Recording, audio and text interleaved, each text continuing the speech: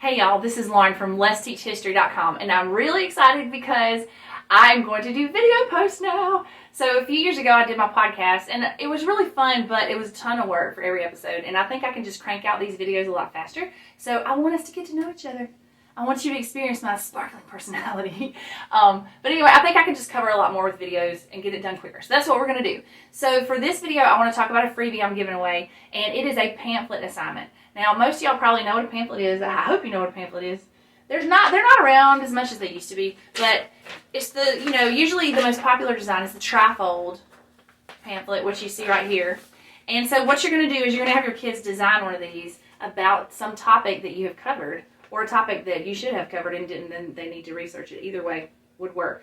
But when you're doing this in the classroom and you're doing a hard copy, it's pretty easy for the students to be able to translate what's in their head onto the paper and know, okay, this is the front, this is the back. But if you're doing it on a virtual learning day, or you're doing it because it's a digital assignment, it's really hard to take these three panels and kind of think about, okay, well, if I'm designing a sheet of paper, because you're designing the whole page, what's going to be the front, what's going to be the back, how's that going to look? And so what I've done is I've created a digital pamphlet template that you can upload to Google Classroom or whatever LMS you're using.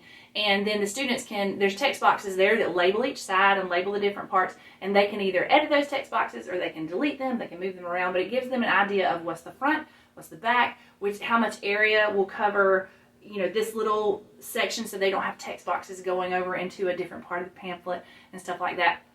So hopefully that is helpful to you. All you have to do is sign up for my email list and you'll get that. But also I have 2 assignments in there as well. And I want to give you some tips about using a pamphlet assignment in your classroom. So the first thing is, if you're going to do a pamphlet, because students have to fill 6 different panels with information, you need to give them a topic that has a lot of information out there. It needs to be one that you've either covered thoroughly with lots of information that's easily accessible to the students, or it needs to be one that has a lot of information available out there. So you don't want to pick something that, while well known, maybe doesn't have a lot of facts with it. So for example, the Boston Massacre. Everybody knows about the Boston Massacre, but if you want to try to fill 6 different panels full of information about the Boston Massacre, that might be kind of hard to do.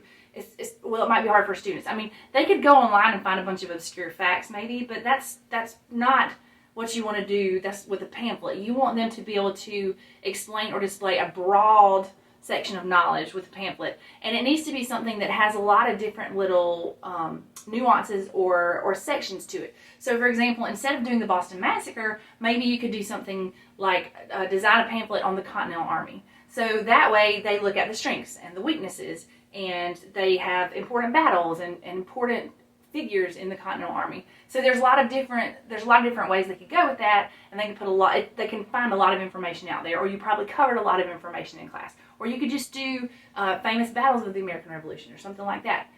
So the first thing is make your topic broad, and it needs to be one that your kids have a lot of facts about already in their notebook, or a topic that they can find a lot of facts about very easily.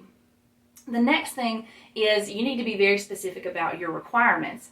If you don't want your students turning in a piece of paper with 1 picture and 2 handwritten sentences, then you need to be very clear about what you want them to do. If you want at least 2 facts per panel, then tell them that. Or just say, I want 10 facts about the Continental Army, or I want 10 facts about George Washington. Make sure that you're very specific about your requirements. If you want certain people, places, or things mentioned in the pamphlet, make sure you put that in there as well. And all you really have to do is give them a bulleted list and say, make sure you include these things in your pamphlet. Do you want pictures in your pamphlet? Do they need to be hand-drawn, or do they need to be printed off of the internet? Do you want them black and white? Do you want color? Do you want any color or fonts besides what is going to be in the pictures maybe that they're putting there? So just think about what you want, what you want the pamphlet to look like, and then make sure you communicate that to your students. Don't forget also to display them in the classroom. If students know their work is being displayed, they usually try harder. A lot of times won't turn in quite such junky things if they know it's going to be displayed. And some of them, it just gives them a little boost to know that their work is displayed in the classroom. And then finally, let's see. I've covered all that. Assignments. So I've got 2 free assignments with this.